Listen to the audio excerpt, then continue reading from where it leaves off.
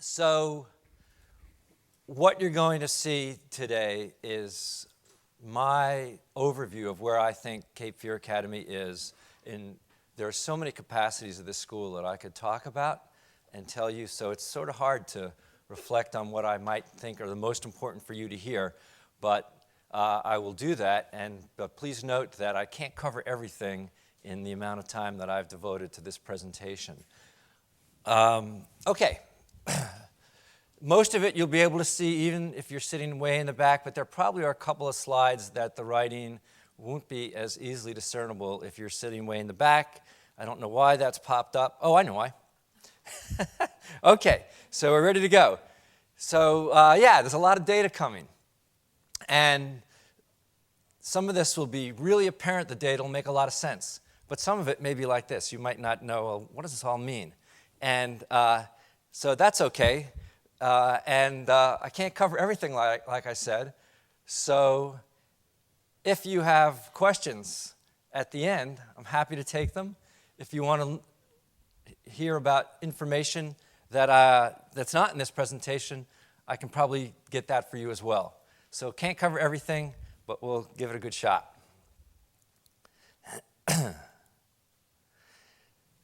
What we're going to do is when the first part of my presentation really charts the direction of our strategic plan.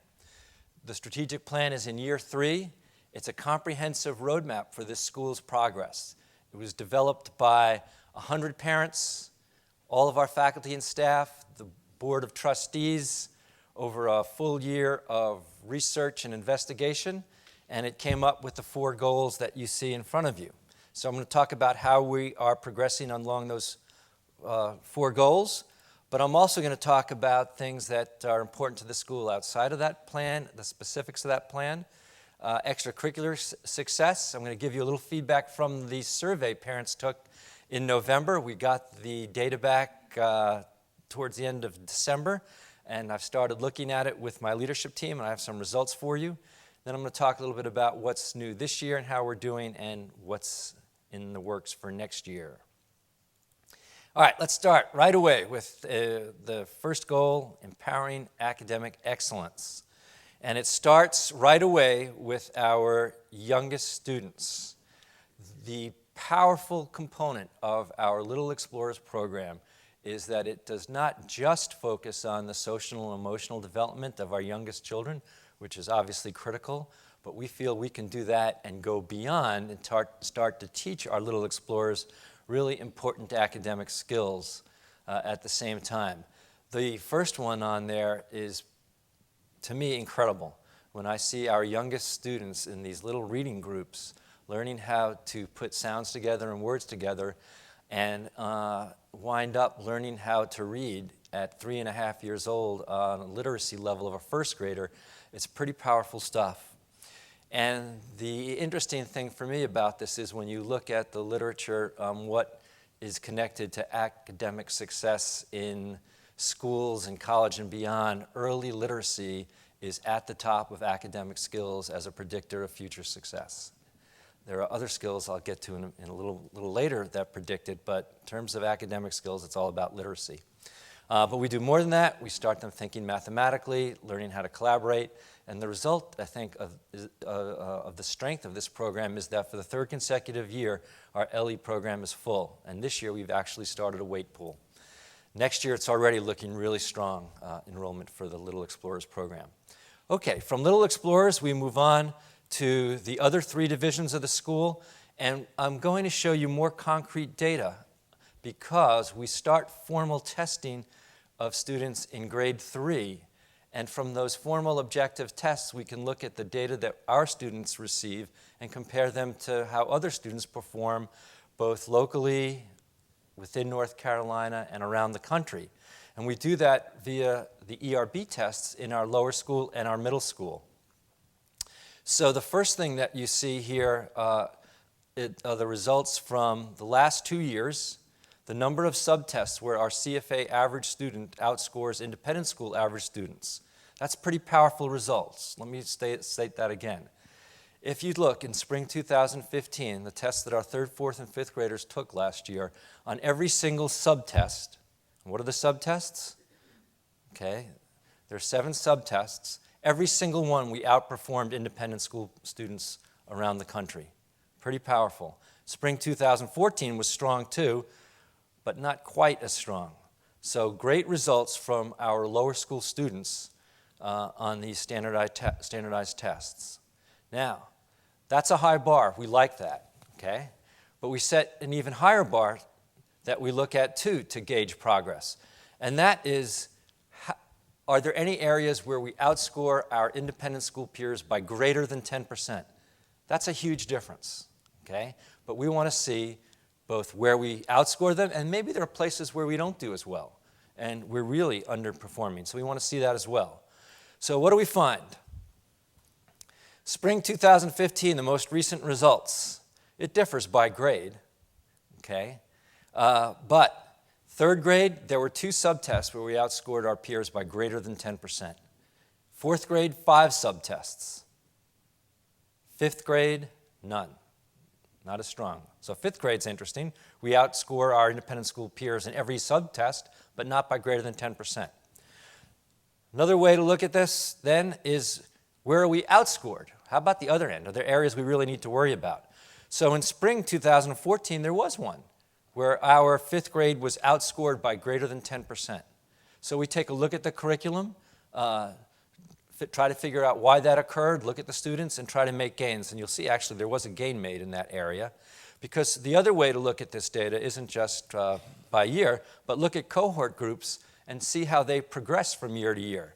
So one way to look at it is if you take a look at the third grade in 2014, which turns into the fourth grade in 2015, what kind of changes do you see from year to year?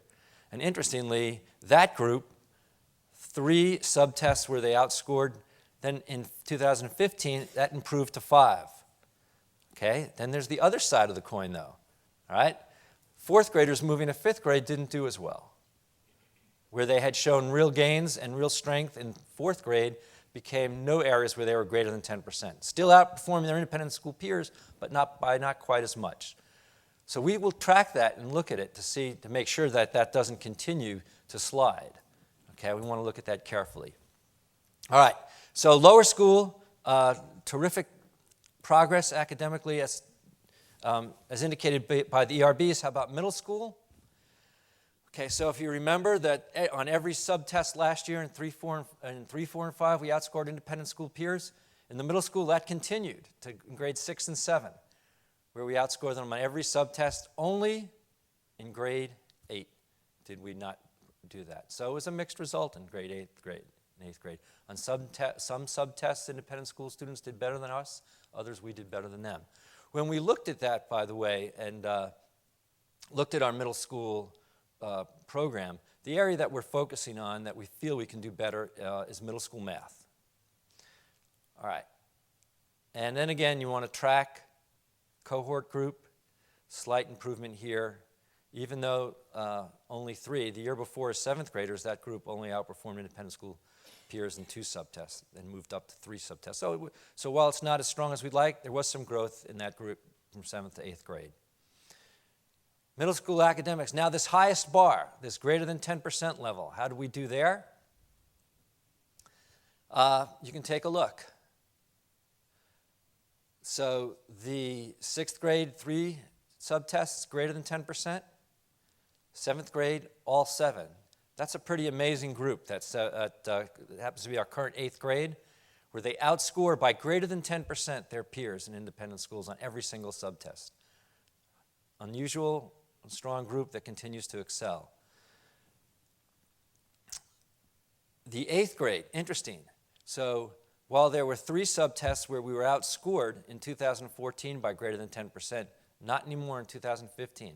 So that's that grade that we kept a close eye on, didn't perform as well as some of its peer grades at CFA, but they did show some strength and improvement from 2014 to 2015.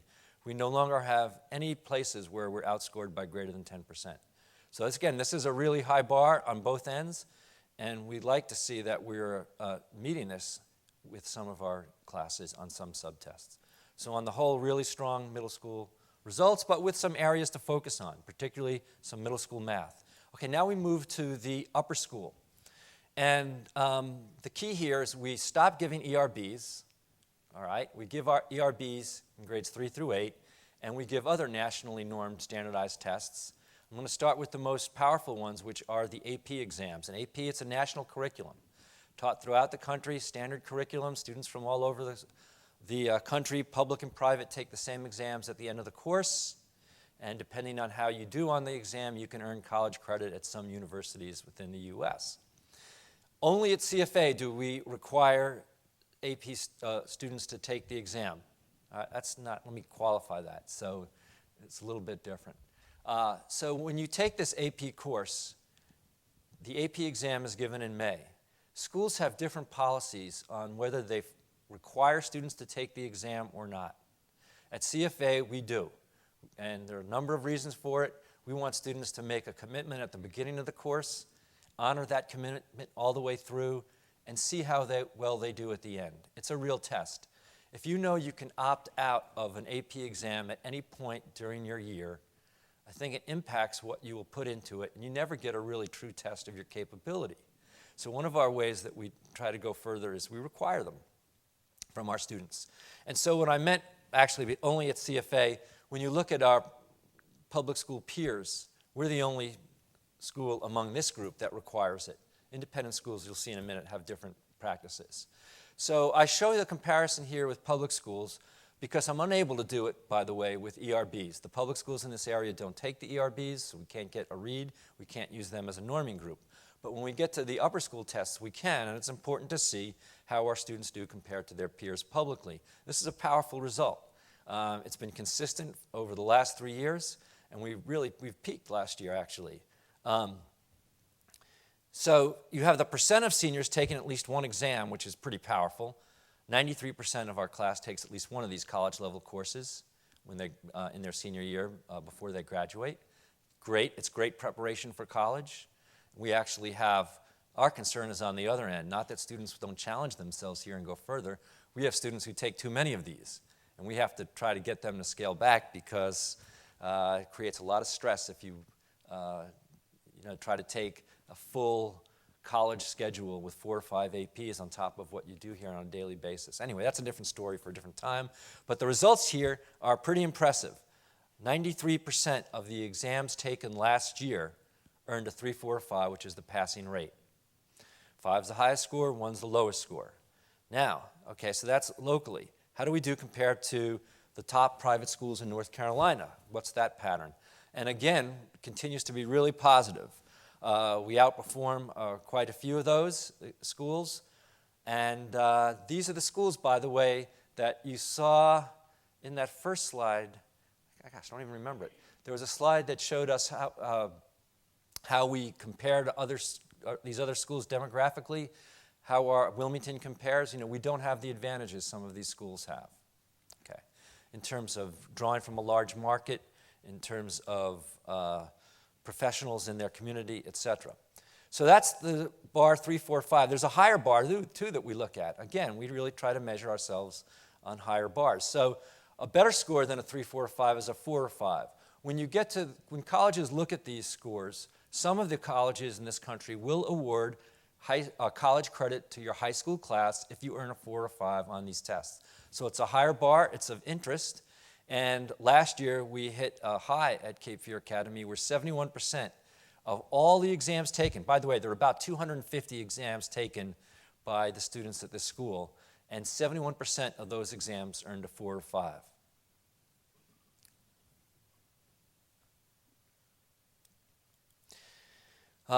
I know we and parents like to see how we're doing on SAT scores.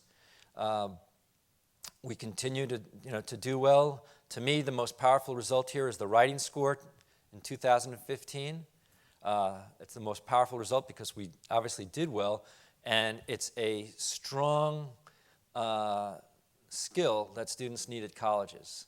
It's one of the things colleges talk about, students being unprepared for college work, particularly in the area of writing. And our students did extremely well on this. And even compared to independent school peers, we averaged 45 points higher than our independent school peers. So you see different benchmarking groups here. National Association of Independent Schools. We're members of all three of those groups, by the way, North Carolina Southern Association and National Association.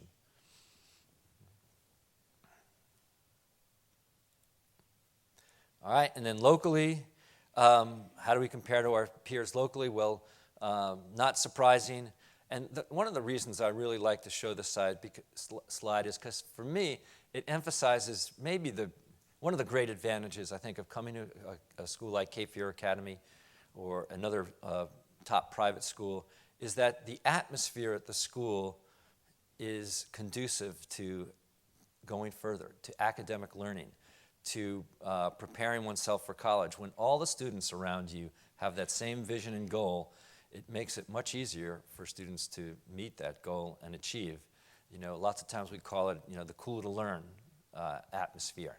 Now, I do think that occurs here. Students know what the end goal is in sight and getting into college and being successful at college. So this is the indicator that when you put this together with the 93% of our students taking an AP test, it really is, that academic atmosphere really is present. We've also started collecting data. I'm not going to spend a lot of time on this slide. You can go back to this. We're going to put the whole presentation online, and you can look more carefully at ACT scores. This is now the new real competitor with SATs. Students can take the ACTs to gain entrance into college as well as SATs. Our students do equally well on the ACTs as they do on the SATs. Completely different scoring scale, but we've done well the last 2 years, and you can spend more time looking at this data later on, but we'll continue to provide this for you now going forward. So our students very successful academically all the way through. Does it continue at college? That's an, sort of proof of purchase indicator. And what we've looked at UNC system-wide to try to get enough data points is sort of hard. And you're looking at GPAs for students in their freshman year in 2012, and then the next group, the freshman year of 2013. That's the most recent data we get from the state, the UNC system. So, and because of that, it's 2 years worth of data. Most recent, we have 58 alumni in the system over those 2 years. Okay, it's enough, I think, to give us a picture. We'll get more over the next couple of years. And then so once again, you look at the sort of the low bar of a GPA of 2.0. You can see pretty even among those three groups: CFA, the North Carolina Association of Independent Schools, and the New Hanover County Public Schools. But when you raise the bar up a little bit and say, well, of those students in their first semester, how many had a GPA of 3.0 or above? CFA had 70%, NK 62%, and New Hanover County 48%. So it's this excellence that our students achieve at Cape Fear Academy continues on into college. And the next college data point. So I like to share this because folks, we just aren't hit with this data very often, the percentage of students actually who graduate from college in 4 years. We all hope this occurs, but it's not a given. And CFA alumni average, this is over a 3-year period. Okay, I think it's the most recent data we have is maybe classes of 9, 10, and 11. And we have 69% of our graduates graduate in 4 years. National average at public universities is only 19% graduate in 4 years. Many drop out, many take a lot longer. Then the national average, public and private universities, I should put that in there. National average for everyone is 26%. That does go up considerably for those other two groups when you add 2 more years on. I think it goes up to close to 50% will graduate within 6 years. And CFA's average, we're up in the mid-80s. About 85% of our alums graduate within 6 years.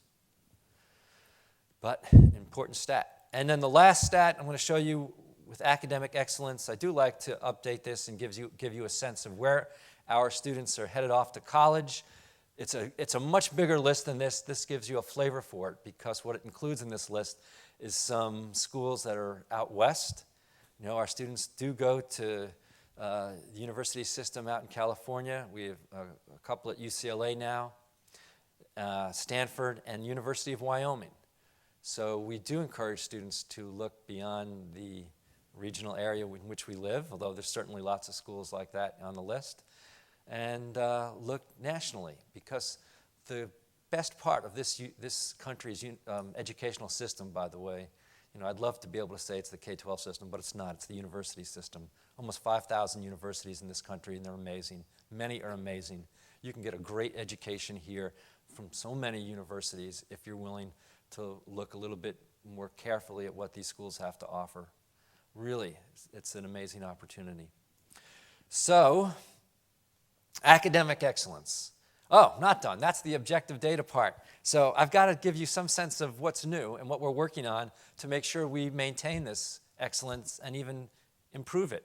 So as part of our strategic plan, there are these 5 initiatives that we've been working carefully on, and I'm going to talk a little bit more about most of these initiatives. This picture I love because it shows what happens in Future Minds. Bill Kanziger does some amazing work with our kids in robotics, in programming, in different kinds of computer applications. So great stuff. But what are we working on? SAT prep. Okay, so we've done well on the old SAT. The new SAT is rolling out. We've talked about this. But it's not just that we're preparing our students by giving them practice tests, and which, by the way, we did with our junior class last week. Our junior class, we were a beta site for the new writing test as part of the SAT. So the old standard SAT writing prompt, where they gave you a prompt and you created your own essay out of nothing, no longer exists. The new SAT has a document-based writing assessment where you have to read and comment on a piece of literature. And so our students got to take a real practice SAT. Okay, but more than that, we're also looking at different ways to respond within our curriculum, changing and tweaking our middle school math and English curriculum so that our students are more familiar with the kinds of SAT questions they're going to see when they take it as 10th, 11th, and 12th graders. So we're very pleased with how that's progressing. We offered a new technology elective this fall. 8 students signed up for this class where it gave students a basic overview for a few different types of technology uses, including program, graphic design, our 3D printer, etc. And it was very successful, some fantastic work. You see 2 examples here of the kind of work that our students did by learning complicated software packages and applying them. The 3D printer, George Austria created all these different parts for a candy machine that he's now putting the finishing touches on, actually putting together, and it will dispense candy. And in a different area, graphic design, Sylvia Atwood created these American Apparel ads from this is from Adobe. I think she used Adobe Photoshop to work on these. Really interesting, high-level stuff. Middle School Study Schools Initiative. This I'm really pleased with because, quite frankly, parents have been asking for this for the last few years. And Carla and her teachers have worked on it and have started to institute a program that more formally teaches these skills to our middle schoolers. 6th grade is the focus because it's a critical point. You come in from the lower school and you have the middle school experience ahead of you. But we also intend to build on those skills and further develop them in 7th and 8th grade. It's a work in progress. We'll continue to fine-tune it, but it is here now in our middle school academic program, and it will stay here. Okay, now we move from academic excellence to the second strategic goal, which is strengthening our community's character. We have 5 initiatives we're working on, and I'm going to go through each of them. So, the first thing we have, we're going to put you to work. So we're given this a CFA pen and a postcard. Not a postcard, an index card. All right? So it's not to test you on what I'm covering. There's no test at the end of this. But we're interested actually in some of your thoughts on leadership. And this leadership program team has talked about this and said, Don, will you have some parents in front of you? Why not see what some parents think about leadership maybe they can provide us with some input or as a check to make sure we're on the right track. So this is what I want you to do. I want you to think about your own experiences with leaders or as leaders. And you can go as far back as your own secondary school or college experiences, or you can think about the workplace. But think about an experience you had where a leader made a difference to a group you were working on, to something you were participating in. And what were the skills? What were 2 or 3 of the reasons, the ways, the most powerful skills that leader utilized to be effective? Think about that, and then jot them down on the card. And if you can't think about a particular experience where you're working now or from your past, think in general about if we were to teach 2 or 3 leadership skills to your children, what would you want them to be? And we're going to collect that and give you a couple of minutes, and it'll help us make sure that we have the sense of what parents think is important about leadership as we continue to design this program. So we're putting you to work. If you need a card or a pen, if you come in, Carol can help you. You can raise your hand. Look carefully at that and report back. So I'm going to give you a glimpse now of where we are headed with this leadership program. Okay. So program goals. So what do we expect to accomplish with this? So we want to teach students skills that can carry over into all aspects of their life. When they leave CFA, when they move up from class to class, when they interact with peers, even when they interact with their families. We want to tether these leadership skills to our core values. We already have 4 really powerful core values of respect, integrity, accountability, and resilience. We want to make sure that our leadership traits are connected with that, and you'll see it in a minute. And we want to create a signature program that distinguishes our school in yet another way from the options that parents have in the community. And we firmly believe that the leadership skills that we can teach students will help them throughout their academic career and college and beyond. And the underwriting belief we have about this, by the way, is that every student can learn these skills. Now, like any other skill, there are different capacities that students will have or want to have when they learn these skills, but there's no reason that every student can't learn and master these skills to a reasonable extent. So leadership becomes something for everyone and not just for the few who get elected to certain positions or chosen as captains of clubs or organizations, because everyone has the potential to be impactful in their community, in their school. So we see what successful leaders can accomplish. We see how important they are for a school or a community. If we can create more leaders, it not only benefits those students, but it benefits the school as well. And while we understand that there are different times when people will lead and people will follow, or the boundaries become muddy, if all of our students understand what good leadership is, they can hold the leaders in a particular instance where they're not taking the reins accountable, or they can assist leaders when that occurs. And again, we expect our students to not only change their school, they can one time later change the world. We will start today. The planning part starts today, but the other component of this program, as you'll see in a moment, is to not teach leadership outside of the context of actual leading. We're going to try to integrate leadership into everything we do at the school in a way that's seamless and, most importantly, doesn't detract from anything else we're currently doing here now. And we feel we can do that, and I'll explain that more in a minute. Okay, so we have desired leadership traits. So this is going to be difficult to see. I'll just briefly talk about it, and you can go back and look at it. So we have our core values, and we know that needs to be a component of leadership. And then we have the 3 areas where we'll demonstrate leadership. So students as leaders have to understand themselves, what they do and how they deport themselves on a daily basis is an important component of leadership. because people watch you all the time. Half of leadership is modeling. How do you behave when you're not in a traditional role, but you're also demonstrating leadership? Others is the most common one. What do you do when you're working with a group to achieve a goal? And the last area that we are impactful as leaders is within our community.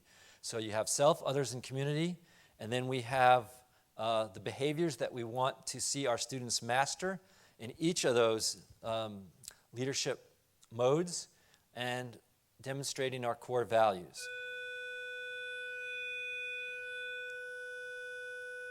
All right. So, for example, what is the outcome, the behaviors we want to see students master with accountability with others when working in a group? So what we're asking students to master is this: I actively contribute to the group and am responsible for all outcomes. That's the leadership trait that we want our students to master with accountability. I'm actively contributing to the group and I'm responsible for all the outcomes. If we can get our students to actually master that on a regular basis, it'll be a powerful learning tool for our students. Okay? Then they can't sit back in a group and say, so-and-so will undertake it. On the other hand, they'll also understand everyone in the group has a role. It may not be the same role, but we're all accountable. We all have to help each other be successful. All right, again, you can look more at the specific behaviors later. So here's the interesting, how do we teach this?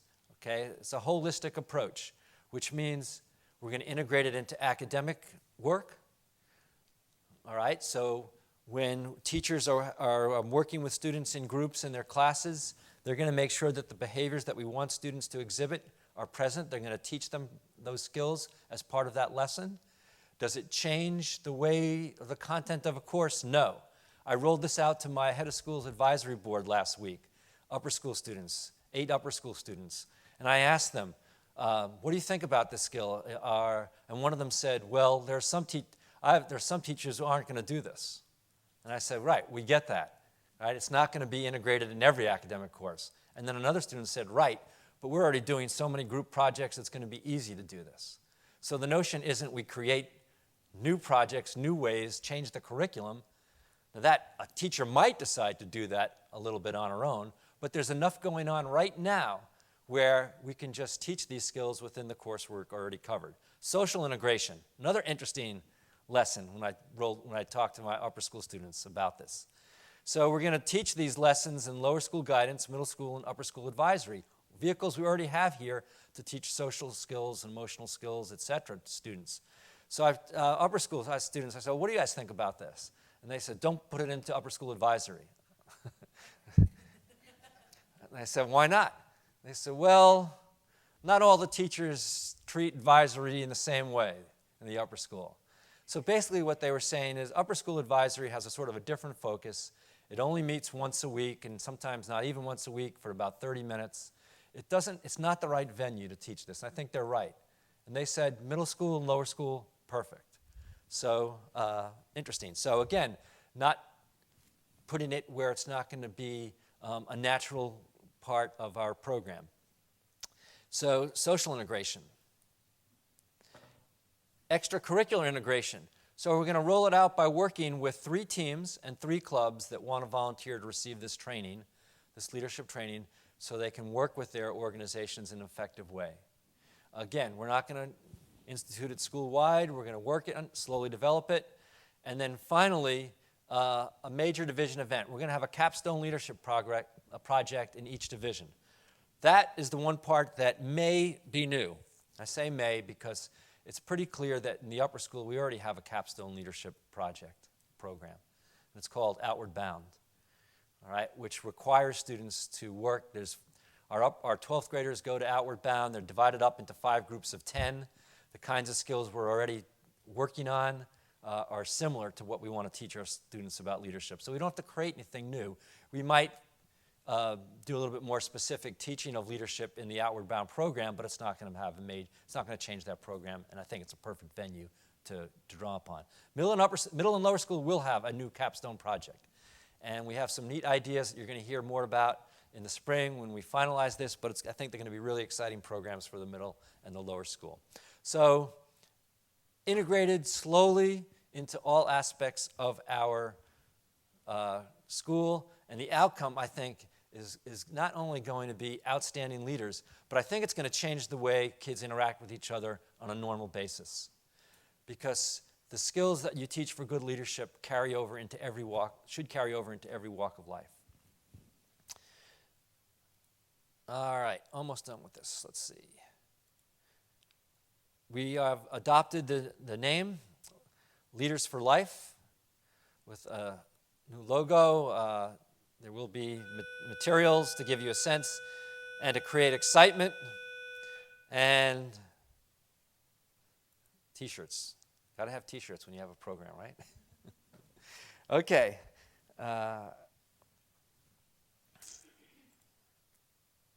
Again, one way we're strengthening our community's character. Middle school social curriculum. We continue to work in advisory in this challenging time to help middle schoolers think about how they interact with the peers and some of the challenges they have during this turbulent period in adolescent development. We continue to work on that. And figuring out how to tackle, in the middle school in particular, the ubiquitous cell phone. All right. So conversation, important. We move on to lower school, strengthening character. Part of this was a new program that Susan Boyer rolled out with students in grades 3 through 5, based on Carol Dweck from Stanford's work on a growth mindset, which basically says this, that our brains are continually changing, adapting, and growing, and to think about your abilities in a fixed way is detrimental to you reaching your potential. So we try to teach students that they can overcome obstacles and challenges if they feel like they're capable and if they are able to access the resources around them. And the growth mindset's interesting. It doesn't just apply to academic pursuits, okay? It applies to the arts or athletics, that folks who feel like they can really improve themselves are able to do so. And a lot of research behind it that Susan has shared with 3rd through 5th graders. The interesting, the simple thing is getting kids to say not yet instead of no, whether they have mastered a concept, whether they have learned something. Are you a good roller skater? No, that's not the answer, not yet. Okay, thinking like that really can change the way you think about yourself and your world and lead to success. A lot of good research on that. Okay, and the last item in community's character is this new Partnership for Healthy Choices that we rolled out a few weeks ago. The first event. And the whole idea is around how can you as parents better connect with each other, better connect with your kids around these crucial topics of healthy choices. And most specifically, we're going to tackle the areas of alcohol and other illegal substance use and abuse. Because it's not going to go away. It's a critical part of adolescence. And we feel that we can help parents and help students meet these challenges in a more healthy way. This came out of a parent request to me last summer. I had a few parents come in and talk about this, basically saying, can you help us? And we haven't focused on this in the 3 years I've been here, and it's high time that we do. This seminar will continue. Again, just like the middle school studies skills program, this is here to stay. And parents can decide how much they want to avail themselves of it or not. They're going to help us design it as we move forward, because it really is geared to what your needs are as parents, what kinds of materials, education, training, help you need. We're going to try to provide it. Next meeting, Thursday, February 25th. I think that date's been changed, actually. I'm going to have to go back and look at that. Where's Carol? Please help me make a note of that. I think it's sooner than that, actually. Okay. Back to conversation. So, and the last one, which I really like,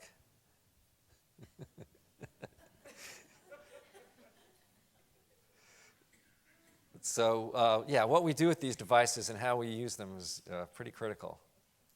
All right, enhancing regional reputation. The third goal of our strategic plan is our regional reputation, getting the word out in our community about how strong this school is. And I'm going to show you quickly a new website, which, again, more interactive, responsive design, so on mobile devices it will come up and be much more easily readable, so you can manipulate it with your finger, which I, sort of like, I can't do on the screen yet. This is not quite live. It will be live, I think, within a few days or almost there, but it's, again, pretty powerful. You can scroll down. I'm going to play for you, if you haven't seen this yet, one of the new videos we've produced. Ben Fancy has done this for us. It's worth a minute of your time. Take a look. The Cape Fear Academy experience, where academic excellence and strong character development empower us to succeed. Our highly supportive learning environment matches our long tradition of high standards, traditions of excellence for which our school has a well-earned reputation. Our caring faculty prepares us for success by challenging us to reach higher, try harder, and go further. In our small classes, the individual attention and rich array of opportunity allows us to develop passions and our unique gifts, as well as instill the desire to reach our highest potential. Our close-knit learning community means that every one of us is known and respected by our peers and faculty. Whether you're starting out as a pre-K little explorer or you're a rising high school senior, our faculty fosters mentoring relationships that are meaningful for a lifetime. Respect, integrity, resilience, and accountability. These core character strengths sustain us through challenges to achieve our goals. They allow us to feel and show empathy, to establish and maintain positive relationships, to make good decisions, and to discover our passions. We are motivated from within. Whether you participate in our award-winning performing arts program, our championship athletic teams, our international student exchange program, or excel in our community service program, every student has equal opportunity. The CFA experience delivers measurable returns and produces accomplished, capable, confident graduates equipped with the skills to succeed in the complex, multicultural, global society that awaits us. By joining Cape Fear Academy's unrivaled community of learning, we go further. Are you ready to join us?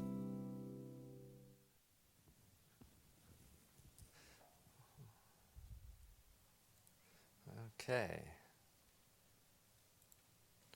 So again, the website, it's actually probably, I think Susan just told me February 16th it expects to go live. You can look at it then. Oh, it's the next parent, thank you. This is the next Healthy Choices, so hopefully this will get live before that. But again, you can scroll down and you can get a sense the more dynamic, responsive design approach to the website. All right.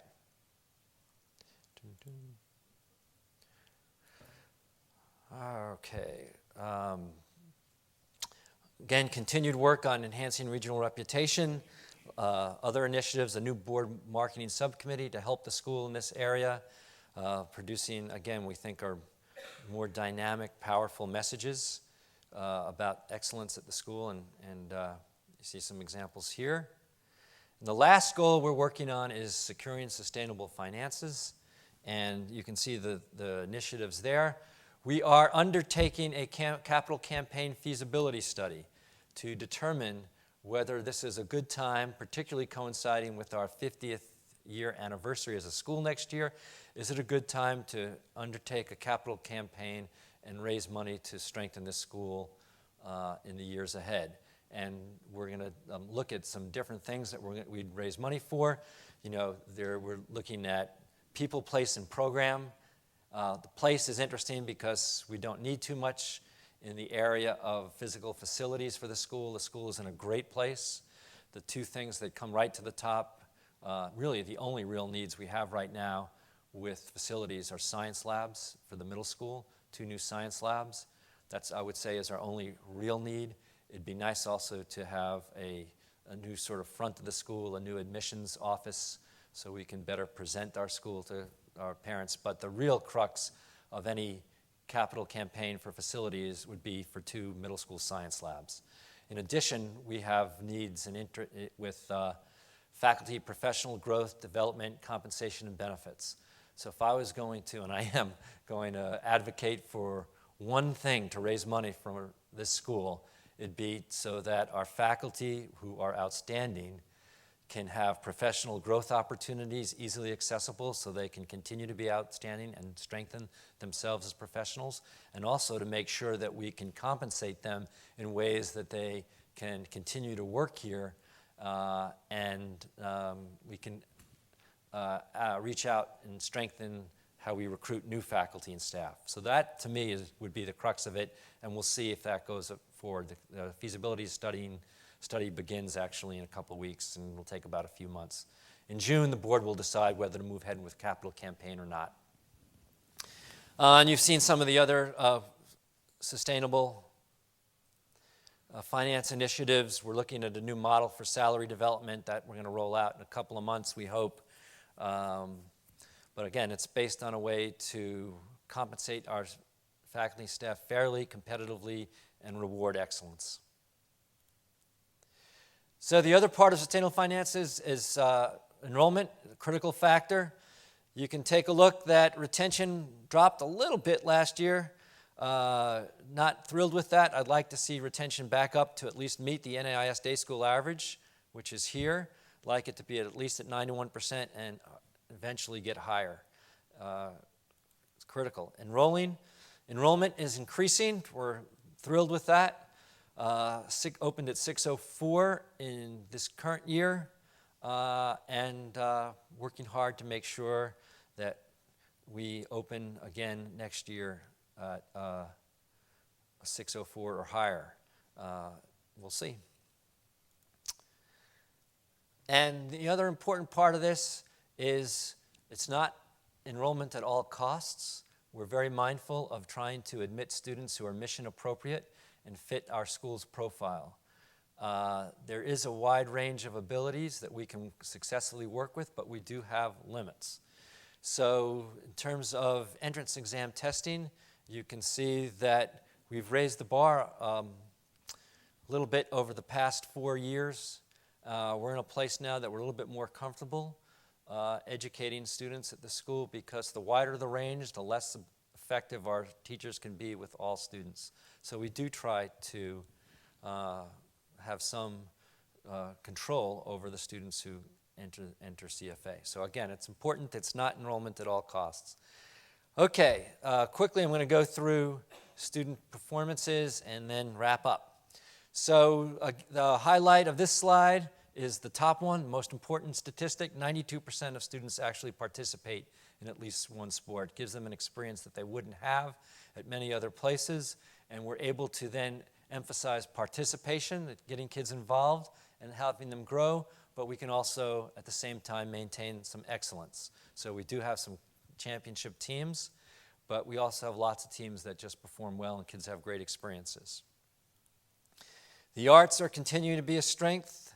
NCASE Honors Band, for the 4th consecutive year, more students selected than any other school in North Carolina. It's an independent school. And the bottom one is all district, which is 8 selections with 4 qualifying to audition for all state.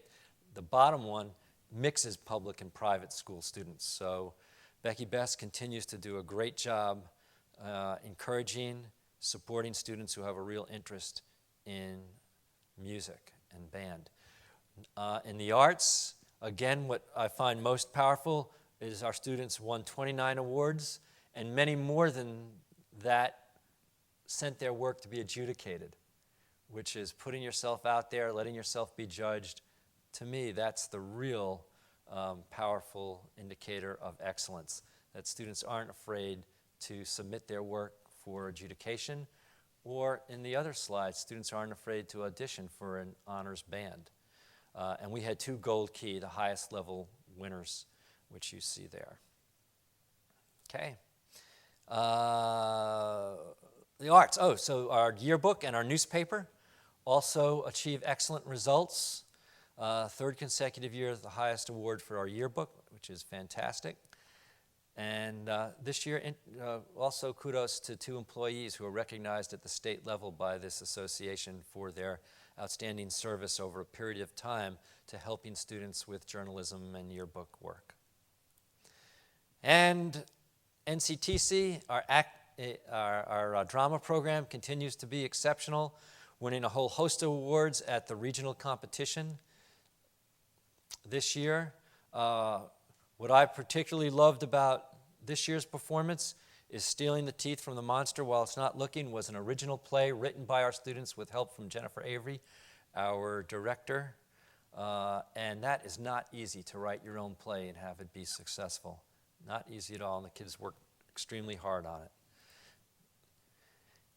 And for the first time ever spring, Lower School Musical, Aladdin Jr., a great addition to our drama program. The second Lower School Musical will occur in about 3 weeks, right here. We've switched the timing of the middle and the lower school musicals. So we're looking forward to the Magic Treehouse production in a few weeks. And the middle school production of Into the Woods Junior last year I thought was just phenomenal. Phenomenal set design, phenomenal acting, singing, choreography of some difficult music. Great work.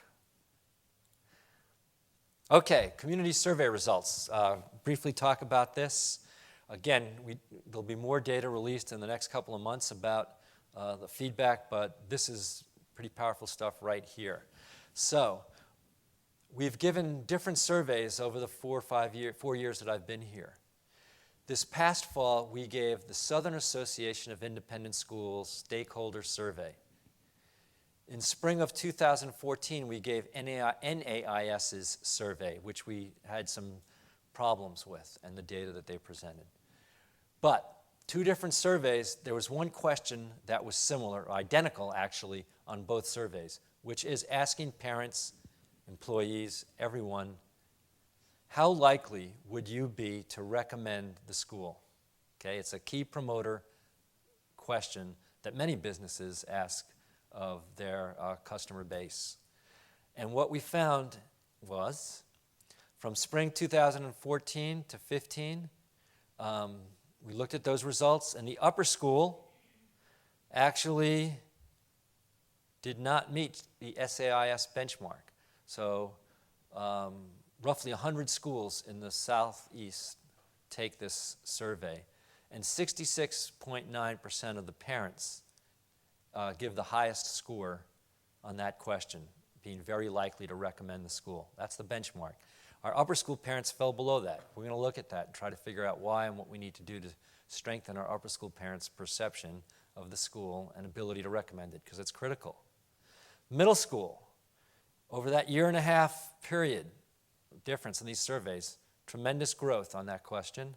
And now we outperform the SIS benchmark. Lower school, again, significant growth over that 1.5-year, outperform the SIS benchmark. And the SAIS survey, which we took in fall 2015, breaks the data up between lower school grades, K through 5, and pre-kindergarten. So whereas the NAIS, they don't do that, they lump it all together. So we are able to get this data, and this is a phenomenal score of what parents think about our Little Explorers program. Okay, just phenomenal. So on the whole, great results, but we need to look more at the upper school there. That's where, we want to do better with that. Then we take a look more specifically at the areas within the most recent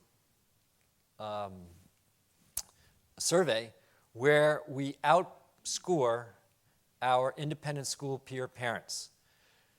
So on all of these tests, all these areas, parents rate how the school's performing. And what we did is we had a cutoff. If we were greater than a certain percentage, if we were higher than a certain percentage, or greater than a certain percentage higher than our independent school peer parents, we listed that in the higher. And then we also show you where we are lower. So the higher are areas where you feel better about CFA's performance than other independent school parents feel about their school. And then you have it broken down by lower, middle, and upper school.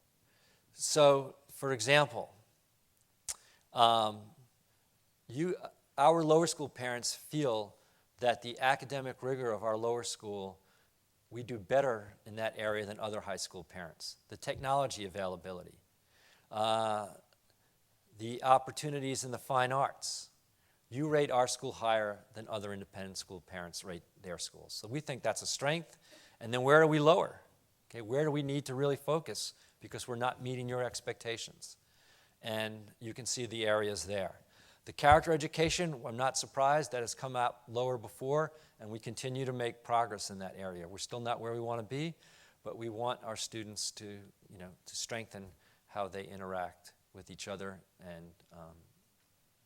character and global education. So that's an area that we sort of not focused on very much in the last few years. So that's something maybe for the future. But for me, the area that really is important here is character education, ethics that we're working on, and the question in that is physical safety. That really took us by surprise. Interesting. So what that says is that middle school parents gave us lower performance scores in the area of physical safety than other independent school middle school parents. We didn't see it with lower or upper school, but we did see it with our middle school. We've got to look at that and figure out why that is. All right. I'm not going to, for the sake of time, I'm not going to go into this. You can look at this later, but we are thrilled with the progress that Amy Kroom, our nurse, has made. She's been full-time now for 2 years, and there's so much that we've added to the school since then to provide better health, wellness services for our students. Number 6 is the one thing I'll point out. In case you're wondering what she does, she averages 14 visits a day to the nurse's office. And some of that is more emotional than physical health. Her kids just like her. Come in and say hello or find some reason to see her. But everyone's taking, a lot of folks are taking advantage of the nurse. New this year, a lot of these programs I've actually talked about as I've already gone through the different slides. But you can see new middle school math and world language program, the accelerated. We're completing that. 8th graders are now in their 3rd year of that advanced program. Interesting to see how they'll finish up. The greenhouse, so obviously new this year. It's been integrated into classes throughout the school.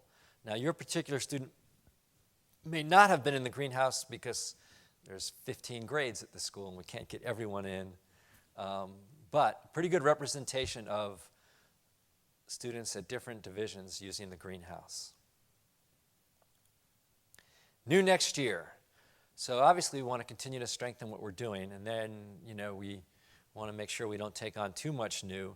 But you're going to see a continuation of a lower school grammar program that we've just started, just rolled out a couple of weeks ago in a few of the lower school grades. You're going to more as a test case. Trial basis, but you're going to see a much more formal lower school grammar program next year.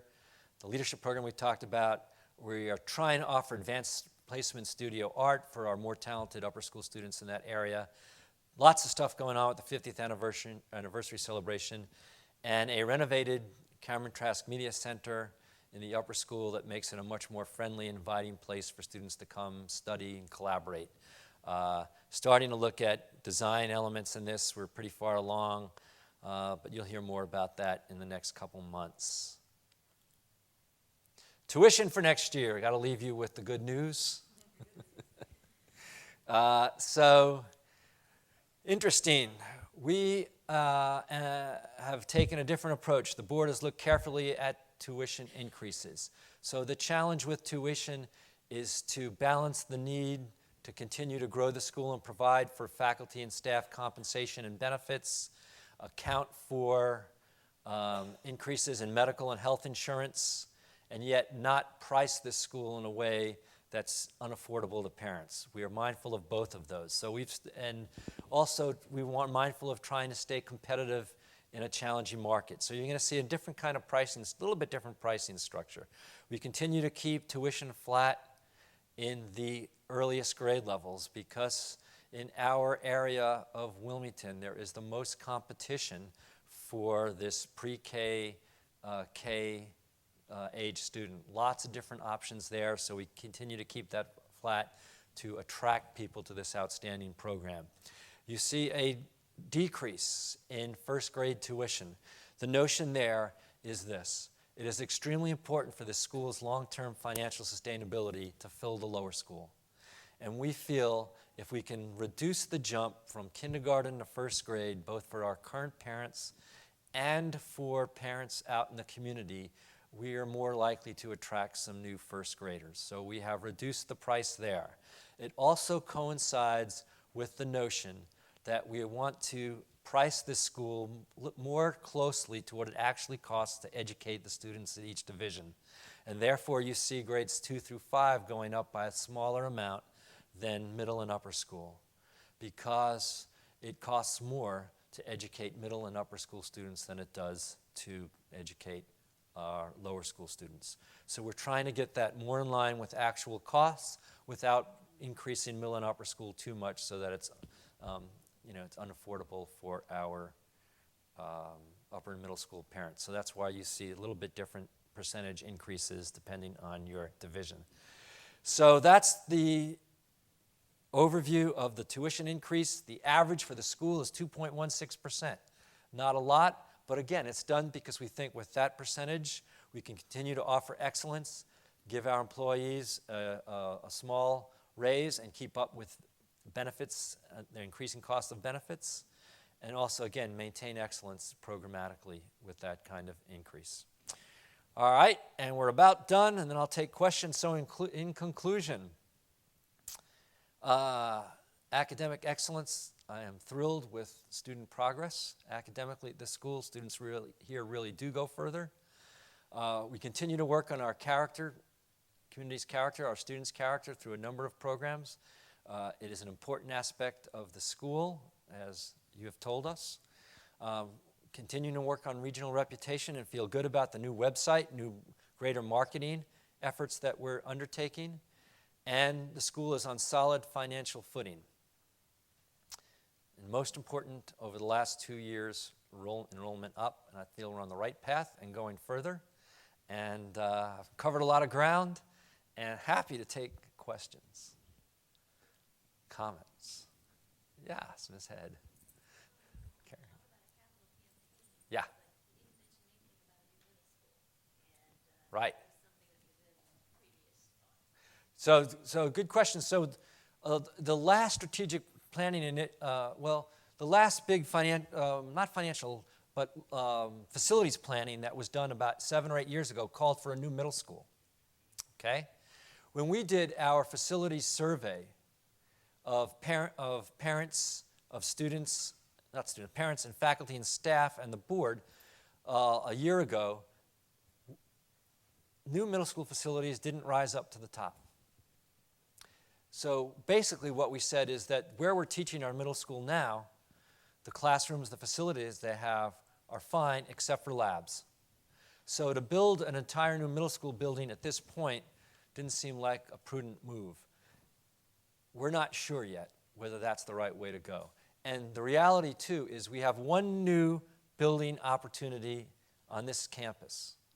Okay? It's where that big field is opposite the soccer field on campus, sort of would close in that quad between the Cameron quad. So we're not yet ready to pull the trigger and say we need a new middle school. And it'd be a big expense as well. Does that answer? Sort of? Yeah, just not a real need. 2 middle school science classrooms are a real need. The rest of the middle school, fine. So it'd be nice to have their own building, their own little place, but it's a nice want, but not a need. Other questions? Comments? Well, thank you so much for coming. I'm happy to take individual questions if you want to come up and ask me something. Glad you're here, and it will be on the website soon.